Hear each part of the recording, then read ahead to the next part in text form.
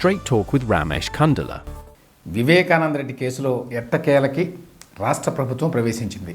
కూటమి ప్రభుత్వం వచ్చిన తర్వాత ఈ వివేక హత్య కేసులో వాళ్ళు ఎటువంటి పాత్ర వహించడం లేదు అనేటువంటి ఒక భావన కలిగింది. తాజాగా జరిగిన డెవలప్మెంట్ ఏమిటంటే రాష్ట్ర ప్రభుత్వం సుప్రీంకోర్టులో తమ నివేదికను సమర్పించడానికి అప్లికేషన్ వేసింది. రాష్ట్ర ప్రభుత్వం తయారు చేసిన నివేదిక చాలా కీలకమైంది. దీనికి సంబంధించిన రిపోర్టు వివేక హత్య కేసులో నన్ను, ఆయన కూతురు సునీతారెడ్డి, ఆమె భర్త నర్రెడ్డి రాజశేఖర రెడ్డి, అప్పటి CBI investigating officer ASP Ram Singh బెదిరించారు, తప్పుడు సాక్ష్యం ఇవ్వమని ఒత్తిడి తీసుకొచ్చారు అని చెప్పి వివేకానంద రెడ్డి పిఏ ఎంఈవి కృష్ణారెడ్డి జగన్ ప్రభుత్వం వచ్చిన తర్వాత ఒక ఫిర్యాదు చేశాడు. ఆ ఫిర్యాదు మీద సునీత దంపతుల మీద అట్లాగే రామ్ సింగ్ మీద ఒక కేసు పెట్టారు. ఇన్ఫ్యాక్ట్ వాళ్ళని అరెస్ట్ చేయడానికి కూడా ప్రయత్నించింది జగన్మోహన్ రెడ్డి ప్రభుత్వం. అరెస్ట్ నుంచి వాళ్ళకి కోర్టులో రక్షణ లభించింది, కానీ ఈ కేసుని క్వాష్ చేయండి అని చెప్పి సునీత దంపతులు అట్లాగే రామ్ సింగ్ ఏపీ హైకోర్టుకు వెళితే అక్కడ వాళ్ళ పిటిషన్ని డిస్మిస్ చేశారు. దాని మీద సునీత దంపతులు సుప్రీంకోర్టులో కేసు వేశారు. ఎంఈ కృష్ణారెడ్డి ఇచ్చిన ఫిర్యాదు దురుద్దేశపూర్వకం, మేము ఎవరినీ బెదిరించలేదు, ఈ కేసును తప్పుదోవ పట్టించడానికి అలాగే మా మీద నేరం నెట్టడానికి ఎంఈ కృష్ణారెడ్డి ద్వారా అవినాష్ రెడ్డి అండ్ కో చేసిన పని ఇది అనేది మొదటి నుంచి సునీతారెడ్డి దంపతుల వాదన. ఆ కేసు ప్రస్తుతం సుప్రీంకోర్టులో ఉన్నది. అందులో ఇంప్లీడ్ అవుతూ రాష్ట్ర ప్రభుత్వం మా దగ్గర సమాచారం ఉంది, మేము ఇన్వెస్టిగేషన్ చేసాం దీనికి సంబంధించి, అందువల్ల ఈ రిపోర్ట్ను సబ్మిట్ చేయడానికి మాకు అప్రూవల్ ఇవ్వండి అన్నారు. ఆంధ్రప్రదేశ్ ప్రభుత్వం సుప్రీంకోర్టులో వేసిన ఈ అప్లికేషను, దాంతోపాటు వాళ్ళు సమర్పించిన రిపోర్ట్ను కూడా నేను కింద డిస్క్రిప్షన్లో అటాచ్ చేస్తున్నాను. ఆసక్తి ఉన్న వాళ్ళు చదువుకోవచ్చు. ఏదైనా కొత్త మెటీరియల్ని ఒక కేసులోకి తీసుకురావాలి అంటే కోర్టు వారు దానికి అనుమతించాలి. ఆ రకమైన అనుమతి కోసం ఇప్పుడు రాష్ట్ర ప్రభుత్వం సుప్రీంకోర్టులో అప్లికేషన్ వేసింది. ఇది 52 పేజీలు ఉంది. నివేదికను కూడా జత చేశారు. ఇందులో చాలా కీలకమైన విషయాలు ఉన్నాయి.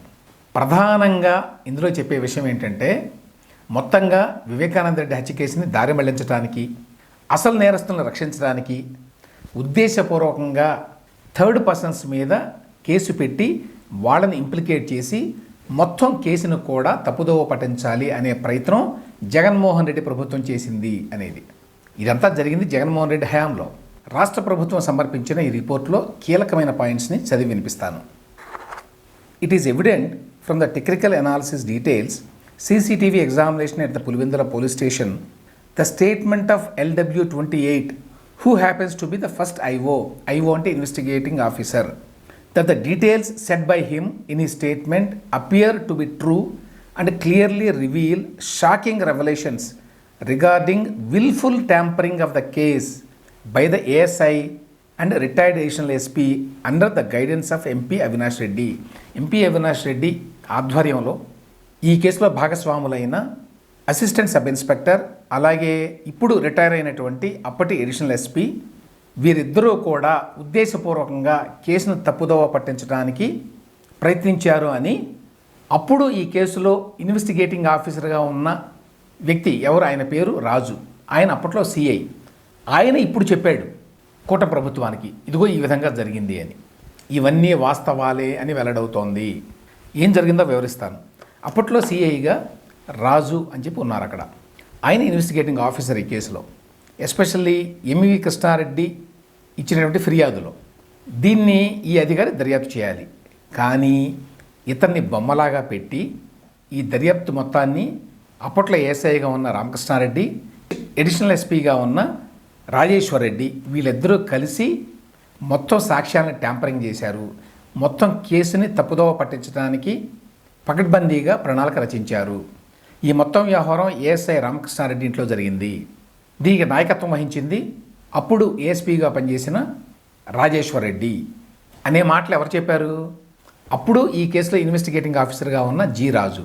ఆయన ఆ రిపోర్టు మీద నేను సంతకం పెట్టను అంటే బలవంతంగా పెట్టించారు అని కూడా ఆయన సాక్ష్యం ఇచ్చాడు. ఈ మొత్తం రిపోర్టుని ఏఎస్ఐ రామకృష్ణారెడ్డి ఇంట్లోనే తయారు చేశారు అని కూడా చెప్పారు. ఏంటి రిపోర్టు? ఎంఈ కృష్ణారెడ్డి ఏదైతే ఫిర్యాదు ఇచ్చాడో ఆ ఫిర్యాదు నిజం అని కోర్టును నమ్మించడానికి చేసిన ప్రయత్నం అన్నమాట. ఏ విధంగా ఇదిగో ఎంవి కృష్ణారెడ్డిని ఫలానా అప్పుడు సిబిఐ ఏఎస్పి రామ్ సింగ్ ఒత్తిడి తీసుకొచ్చాడు, బెదిరించాడు, కొట్టాడు, నేను చెప్పినట్టుగా సాక్ష్యం ఇవ్వు అని చెప్పి ఒత్తిడి తీసుకొచ్చాడు అనేదాన్ని ప్రూవ్ చేయడానికి వీళ్ళు తగిన మెటీరియల్ని తయారు చేశారు. ఇందుకోసం కొంతమంది సాక్షులను క్రియేట్ చేసి రామకృష్ణారెడ్డి ఇంట్లోనే విచారించి అక్కడ ఈ తప్పుడు సాక్ష్యాలు నమోదు చేశారట. అక్కడి నుంచి ఈ కేసు మలుపు తిరిగింది. అప్పటి వరకు అవినాష్ రెడ్డి అండ్ కో పాత్రని ఈ కేసులో దర్యాప్తు చేస్తుంటే ఆ దర్యాప్తుని అక్కడికక్కడే నిలిపేసి కేసుని దర్యాప్తు చేస్తున్న రామ్ సింగ్ చుట్టూ, దర్యాప్తు కోసం పట్టుబడుతున్న సునీతారెడ్డి దంపతుల చుట్టూ తిప్పారు. చివరికి ఆ వ్యవహారం సుప్రీంకోర్టు దాకా వెళ్ళడం, అప్పట్లో సుప్రీంకోర్టు రామ్ సింగ్ని ఈ కేసు నుంచి తప్పించడం కూడా తెలిసిందే. ఎప్పుడైతే రామ్ సింగ్ని ఈ కేసు నుంచి తప్పించారో అప్పుడే సిబిఐ నీరు కారిపోయింది. కేసు ఒక రకంగా నిర్వీర్యం అయిపోయింది. అక్కడి నుంచి సిబిఐ ఇన్వెస్టిగేషన్ ముందు కూడా సాగల. ఎందుకంటే ఒకవేళ ముందుకు సాగి ఉంటే అవినాష్ రెడ్డిని అరెస్ట్ చేసి ఉండేవారు. ఆ తర్వాత ఈ కేసులో జగన్మోహన్ రెడ్డి, వైఎస్ భారతీరెడ్డిల పాత్ర గురించి కూడా ఇంకా లోతుగా దర్యాప్తు చేసేవారు, వాళ్ళని ఇంట్రాగేట్ కూడా చేసేవారు. ఎప్పుడైతే సుప్రీంకోర్టు సిబిఐ ఇన్వెస్టిగేటింగ్ ఆఫీసర్గా ఉన్న రామ్ సింగ్ని ఆ బాధ్యతల నుంచి తప్పించండి అని చెప్పి అన్నదో అప్పుడే ఈ కేసులో ట్రాక్షన్ పోయింది. దానికి మూల కారణం ఎంఈ కృష్ణారెడ్డి చేత ఆ సిబిఐ ఏఎస్పీ రామ్ సింగ్ మీద, సునీతారెడ్డి దంపతుల మీద కేసు పెట్టించటం, దాన్ని బలంగా తయారు చేసి మేజిస్ట్రేట్ ముందు పెట్టి సునీతారెడ్డి దంపతుల్ని, రామ్ సింగ్ని అరెస్ట్ చేద్దామని ప్రయత్నించటం. దురదృష్టవశాత్తు హైకోర్టు కూడా సునీతారెడ్డి దంపతులు వేసిన క్వాష్ పిటిషన్ కొట్టేయడం ఈ విషయంలో. సో ఇప్పుడు రాష్ట్ర ప్రభుత్వం మళ్ళీ సీన్లోకి వచ్చి లేదు ఎంఈ కృష్ణారెడ్డి పెట్టిన ఈ కేసు అంతా తప్పుడు కేసు, ఇదంతా కూడా వివేక మర్డర్ కేసుని దారి మళ్లించడానికి చేసిన కుట్ర, అప్పట్లో ఎంవి కృష్ణారెడ్డి ఇచ్చిన ఫిర్యాదు మీద జరిగిన దర్యాప్తు అంతా కూడా బోటకం, ఫేక్ అని చెప్పి రాసింది. సో స్టేట్ గవర్నమెంట్ ఇచ్చిన రిపోర్ట్లో ఇంకా ఏమున్నదో చూద్దాం. ఇట్ ఆల్సో రివీల్స్, అంటే investigation reveals that whatever may be the reasons, the case was clearly foisted to derail and tamper the YS Vivekananda Reddy murder case by intimidation. బెదిరించడం ద్వారా ఈ కేసు ముందుకు సాగకుండా చేయడం కోసమే ఇదిగో ఎంవి కృష్ణారెడ్డి చేత ఈ కేసు పెట్టించారు అనే విషయం కూడా కనుగొన్నాం అని చెప్తున్నారు. The facts established also show that the complainant, అంటే MV Krishna Reddy, was unable to produce any proofs supporting his allegations against the accused. The facts clearly establish the investigation was done in a thoroughly wrong manner for sole purpose of intimidating the central agencies and family members of the late YS Vivekananda Reddy. ఎందుకు ఈ తప్పుడు case పెట్టారు? ఎందుకు పెట్టారు అంటే central ఏజెన్సీస్ని భయపెట్టడానికి, బెదిరించడానికి, అలాగే YS కుటుంబ సభ్యులైన సునీతారెడ్డి, అల్లుడు రాజశేఖర రెడ్డిలను కూడా బెదిరించడానికి, భయపెట్టడానికి. అంతేకాదు, and to establish A counter narrative against the investigation done by AP police and later by CBI. ఒక ప్రత్యామ్నాయ నేరేటివ్ని, కథని క్రియేట్ చేయడం కోసం చేశారు. నిజంగానే ఒక కౌంటర్ నేరేటివ్ని జగన్మోహన్ రెడ్డి హయాంలో అవినాష్ రెడ్డి అనుకో చేయగలిగారు. ఏంటి ఆ కౌంటర్ నేరేటివ్?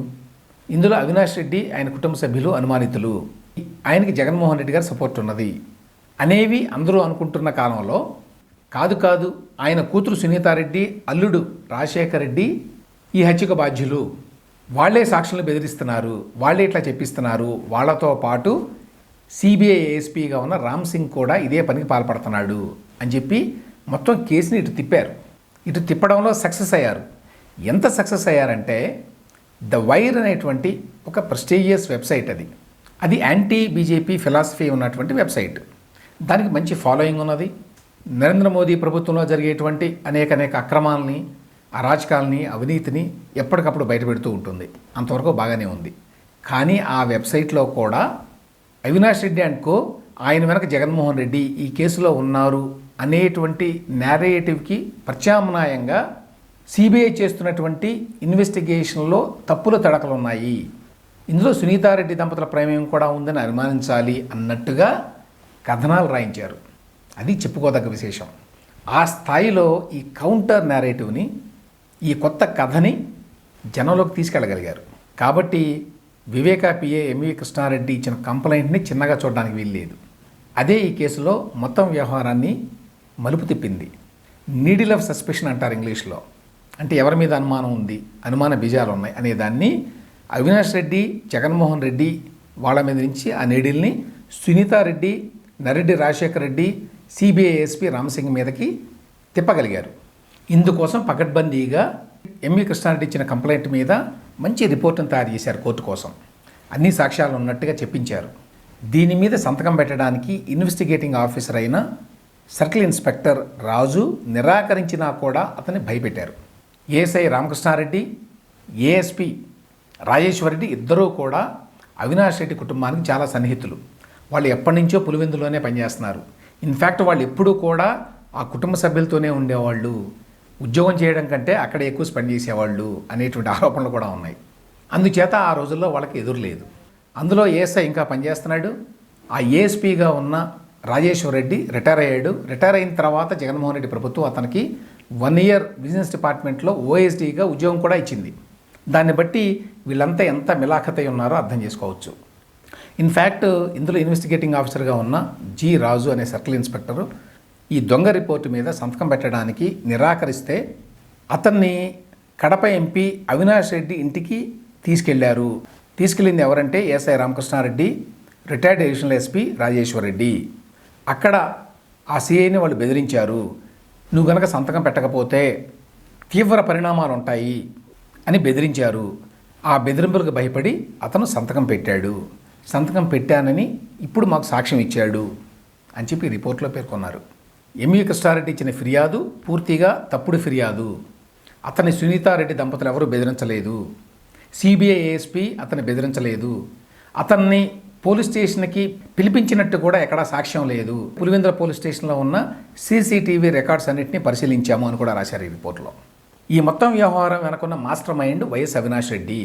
వివేక హత్య కేసులో అవినాష్ రెడ్డి కీలకమైన వ్యక్తి. అతనే ఇప్పుడు ఎంవి కృష్ణారెడ్డి ఇచ్చినటువంటి ఫాల్స్ కేసు వెనక కూడా ఉన్నాడు. ఆ ఫాల్స్ కేసు మీద ఆధారపడి పోలీసుల చేత దొంగ రిపోర్ట్ను తయారు చేయించడంలో కూడా అతని పాత్ర ఉన్నది. కాబట్టి కంక్లూజన్ ఏంటంటే ఈ కేసులో వివేకానంద రెడ్డి హత్య కేసుని తప్పుదోవ పట్టించడానికి వైఎస్ అవినాష్ రెడ్డి కుట్ర పన్నాడు.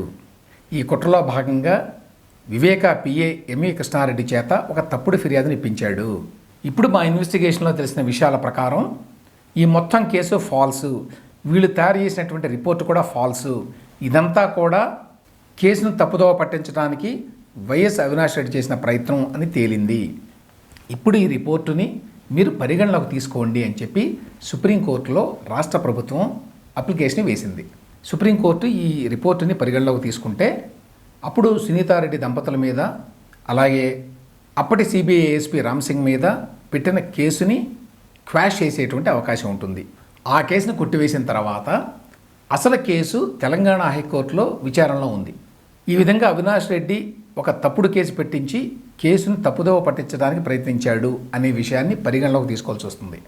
పరిగణలోకి తీసుకుంటే వివేక హత్య కేసులో అవినాష్ రెడ్డి పాత్రని ఎస్టాబ్లిష్ చేయడానికి ఇది కూడా ఒక సాక్ష్యంగా ఉపయోగపడుతుంది. ఆ రకంగా అవినాష్ రెడ్డికి ఇప్పుడు రాష్ట్ర ప్రభుత్వం సుప్రీంకోర్టులో సబ్మిట్ చేసినటువంటి ఈ రిపోర్టు ఒక సెట్ బ్యాక్. సునీతారెడ్డి దంపతులకి అట్లాగే సిబిఐ ఆఫీసర్ రామ్సింగ్కి పెద్ద రిలీఫ్. ఎందుకంటే ఈ కేసు సునీతారెడ్డి దంపతులు వర్సెస్ స్టేట్ ఆఫ్ ఆంధ్రప్రదేశ్ అని ఉంటుంది.